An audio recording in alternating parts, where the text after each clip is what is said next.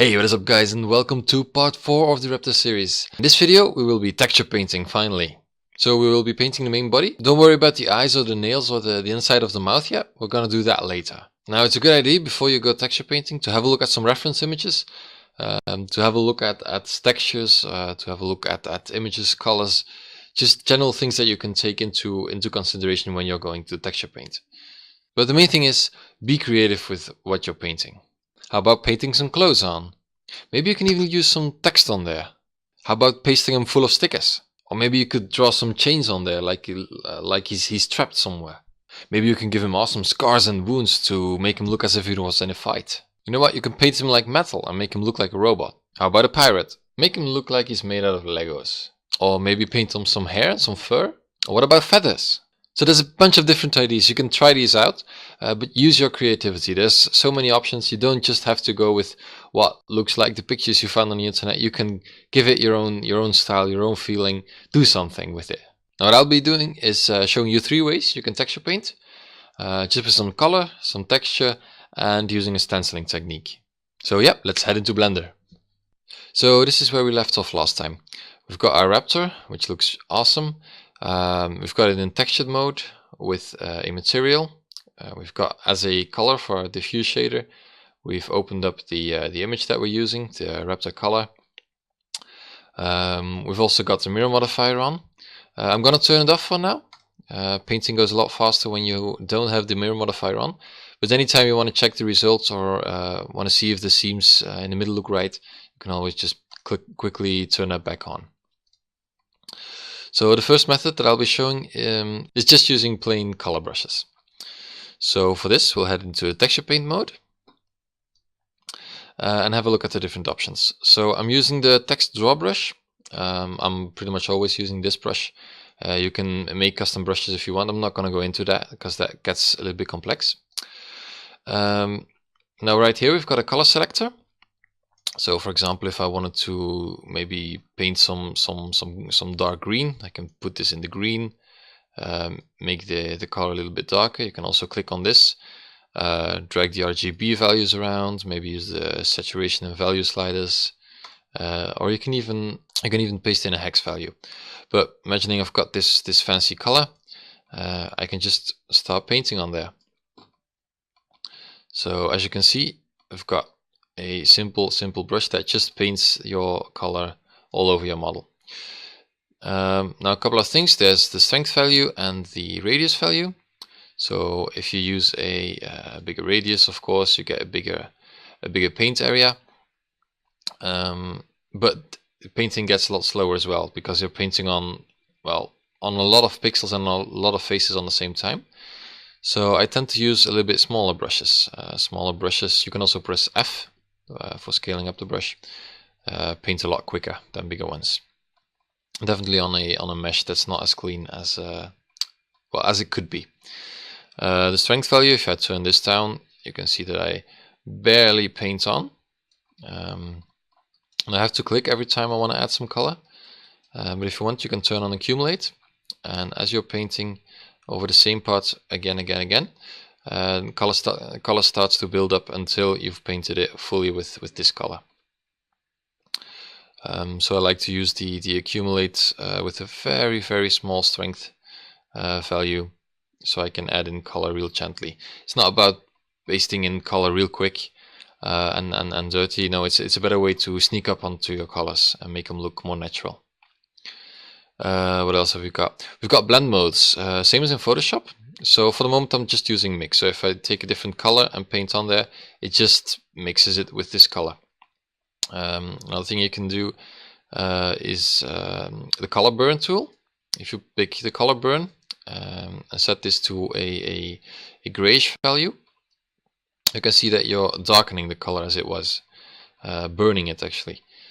So it might look a little bit strange like this. It's the brush is also a little bit too strong, I think. So just type in a really small value like 0.02, and then you can use this brush to add some highlights, some details, well, not highlights, shadows actually, in areas where you'd like. So it's always a matter of sneaking up onto your colors and not doing anything overly overly harsh on your model. Other ones that you can use are, for example, the overlay or the lighten, which does basically the opposite and just lightens your model, lightens it up a little bit. So this is nice to add some shadows, some detail, some contrast, not to have the same color all over your model. What else have we got? We've got the curve right here. Now this is the fall off. So for the moment I'm going to put this back on mix and bright color so we can see what we're doing. If I draw like this, you can see that there's a really smooth fall off between the middle of my brush and the outside. So we've got a gradient going on. So that's fine most of the time, but sometimes you want a really harsh edge when you want to paint in a really big contrasting line. And for this, you've got different curve types.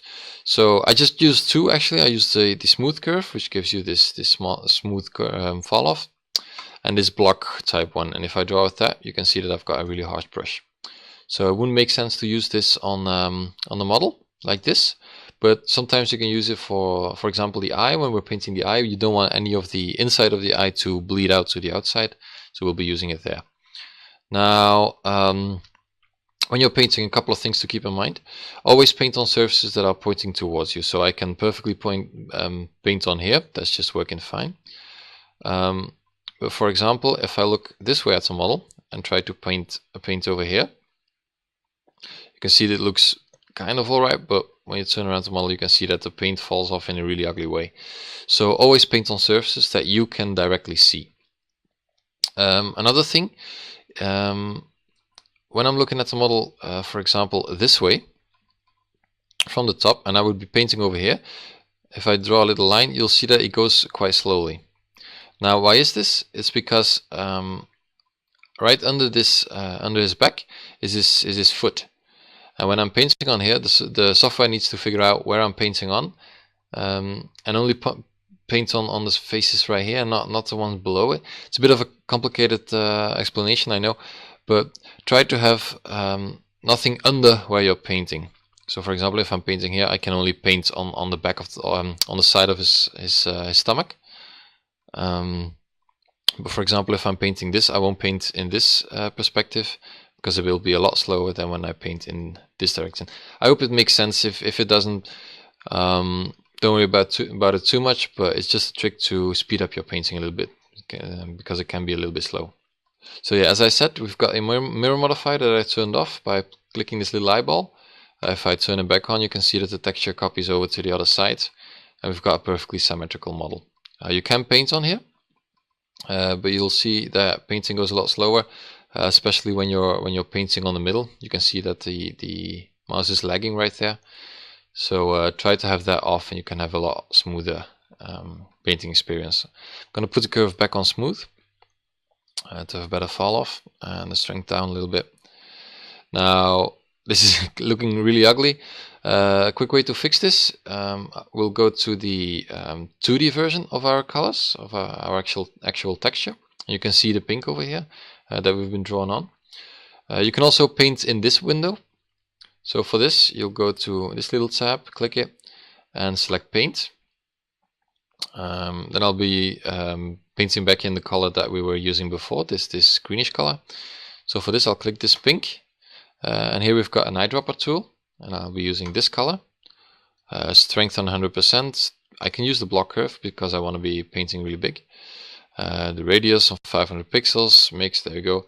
And you can just start in painting back all of that green, and you'll see it disappear on the 3D model as well in real time.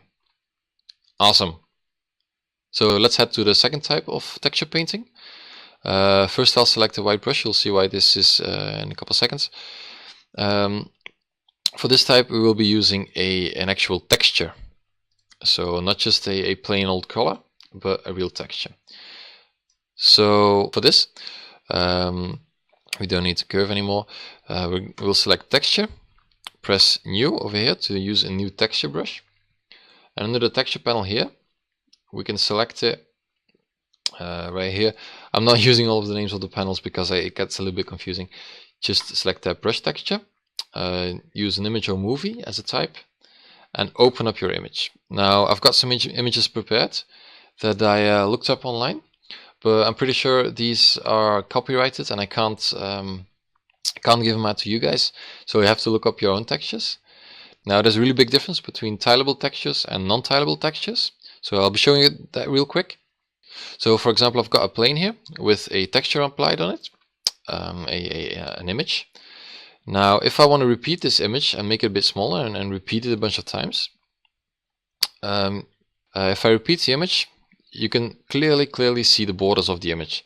So if I would be painting this on my model, it would look really wrong with a lot of squares. Now when you've got a tileable texture, I'll open up a tileable texture real quick. There you go. I know this image is tileable. I looked it up as a tileable image. You can also make your own tileable images in Photoshop, so you can have a look at that.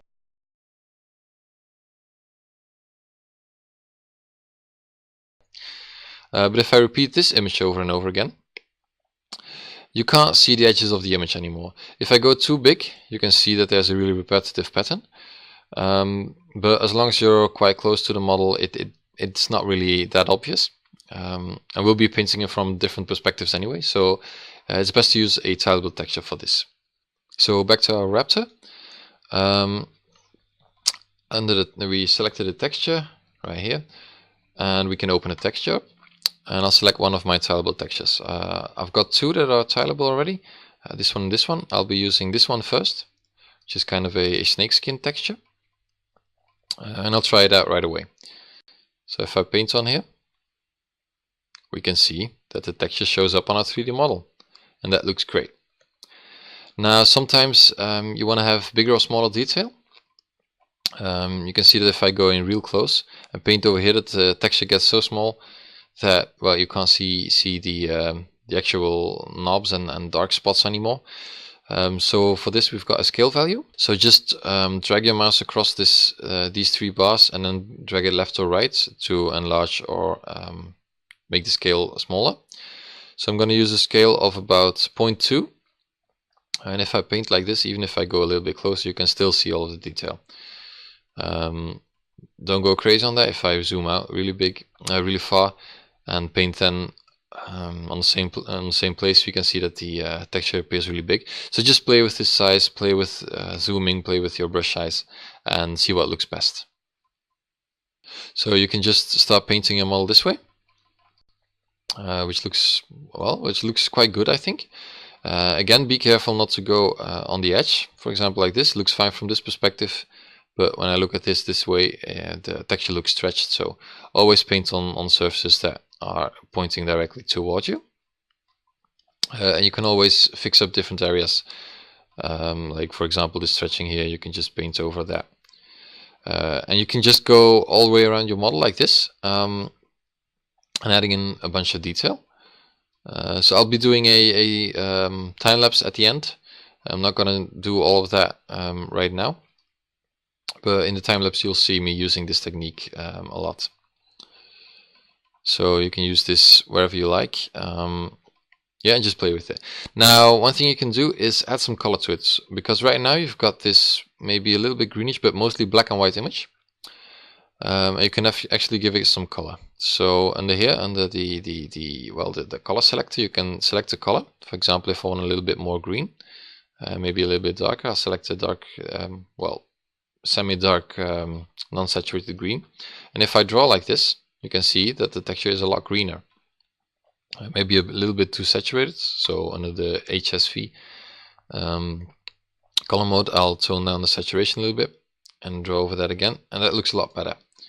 So you can always use this to add some great color. Now after doing this for a while, sometimes it's nice to still add some extra shading, some highlights and some shadows. So you can always press this little X, and then you're out of texture painting with a texture and just with a color. So you can go back to painting like this, using the blend modes, for example, the darken one. Yeah, the darken one. Darken one isn't really working that well. Maybe it's better to use the color burn. There we go. and you can use it to burn out a little bit color with a lot lower strength. But well, it's just up to you. Depending on what you want to do, you want to use different brushes. I just want to point you to the right directions and give you these 3 methods. So this is method 2. You can always load in the same texture or new texture by pressing the new, and under the brush here, open up a new texture. I've got another one that I'll show real quick. This one. Oh, I'm still on this this color burn mode, so I'll just put that back on mix. And there you go. You can paint in some other textures. So yeah, that's looking great. Let's head to the third way of texture painting, and that's using stencils. Now this is the hardest way. It gives you the most detail, and you can have some really awesome results with it, but it takes a little bit of practice. This is the hardest way to texture paint. But to do it, you take a texture, and this time it doesn't have to be tileable. So under here I'll open up a new texture and have a look at what I like. For example, maybe this one. I can paint it on just like this, but you can see the edges of the image coming through already. Like this, that's not looking great. But we want to apply the texture in a different way to our model. And for this, we're not going to use the tiled brush mapping, but we're going to select that and press stencil. Now, when you're in the 3D viewport, your image will appear right here. So you can drag it around with your right click. Just right click on it and drag it around. You can press Ctrl and right click it to make it rotate, and you can press Shift and right click it to make it smaller and bigger. I like to have it somewhere in the middle and then just rotate my model around and see where I can paint it on. Well, one thing that stands out is we've got this image, but it looks really stretched out and really big, not like the image over here. And that's because we've still got that scaling value. So for stencil painting, we have to put this size back on 1. There you go, and now you can see that we've got the full image. So yeah, just place the image that you've got where you want it. Might take a little bit of practice, but yeah, you'll get good at it real quick. Wherever you want it, and then just drag over it, and you can paint on the detail wherever you like. Now if I go with my mouse outside of this viewing box, you can see the result, which is looking really fancy. Now you can use this to add some small details. If you've got an image of really nice humps, or if you've got an image of a wound, for example, you want to place it a little bit more careful than just tiling it a bunch of times across your whole model. So that's what this stencil mode is for. You can just paint on the stencil wherever you'd like and have results like this. It takes a bit of practice, like I said. Still, you can use the color as well. We've got kind of a dark texture right now. That's because we're taking this original color and multiplying it with this grayish color. So I'll put that back on exactly white, full RGB. And if I paint this back in, you can see that I've got the detail that I'd liked. So yeah, just find a bunch of textures online that you'd like. Maybe you can use some textures of maybe buttons. If you're working with clothes, you can find some simple pictures of buttons and stencil those on. You can find some logos, some text, and just using this technique to carefully place your texture on top of your 3D model. And again, whatever you're doing here is always translated automatically to the 2D viewport. So like I said, we won't be doing the eyes and the nails and the inside of the mouth. This is just for the main body. I'll just be doing the texturing real quick. Well, it'll take a while, I'm sure. This is a bit of a tedious process, but you'll be watching a time lapse of it, and I'll see you at the end. One thing I'm first going to erase all the detail that I've got here. And then continue my way using the different techniques that I showed you earlier to add some detail. I won't be really too finicky and doing crazy details everywhere. And again, my camera turned off. This is apparently because it can't film any files bigger than 2 gigabytes, so sorry for that. But as I was saying, I'll just be texture painting it real quick in a time lapse. You can watch me do that, and I'll be using the 3 techniques that I taught you. So yeah, see you in a bit.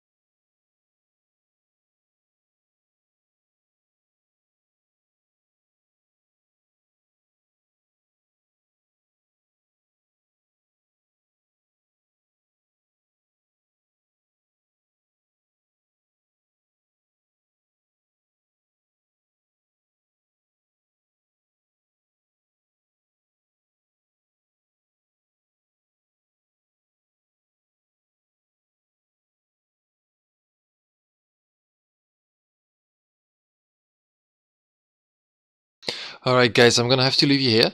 My camera's battery is almost dead, and well, it's getting kind of dark. So I'll have to leave you here. But very, very, very important. After you've done some painting and you've got this awesome texture, always save your image. You can save your blend file, just save it, but you have to save your image separately. So we saved the image in the last episode as well. For this we go to image, and then just select save image or save all images. And this will make sure that you've got your image in your file directory, and next time you open a Blender you can find it. This is very important. I forgot this a couple of times, and well, it happened that just all of your work is gone. You can't really get it back, so always do remember to save it. It's really, really important. Now I've been doing a really, really ugly and quick and easy way, but I think it already looks a little bit better than it did. You can turn on the mirror modifier and have a look at it that way. Obviously a lot more work needs to be done, and for this model that I had 3D printed, I did a lot of work, added a lot of stencils on the back, did the eyes as well, but that'll be for the next episode. So a lot more detail has to be done, I think, but I have to say that as you're painting, your model gets a lot of character really quickly. It doesn't have to be perfect in my opinion. I've been doing a really crappy job, and I think I'm really proud of this. It looks a lot better than it did. It's got a lot more detail, and when you've got this 3D printed, it'll look really good. Especially when we've got the eye in place, which is really important because a lot of the focus will be on the eye. We'll also be doing the nails, and I'll be doing some more work on the legs.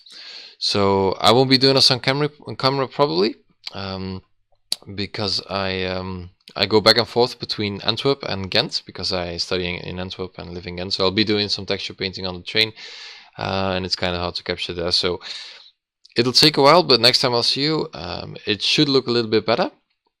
And then we will be doing some texture painting on the nails, on the inside of the mouth and the eye, and finishing up the texture. So very important, always save your work, hit Ctrl S and save all of your images. That's also really important. Now if you've got any questions, feel free to post something on 3D Pilot on the Facebook page, or post something down in the comments below and I'll get to you ASAP. I've got one question already from Pauline. You can watch the video of section cups, which will explain how to add repetitive but organic looking detail on models. So yeah, I'll see you in the next episode where we'll be finishing up painting. Well yeah, that's basically it. So I'll see you there, and good luck with your model. See you!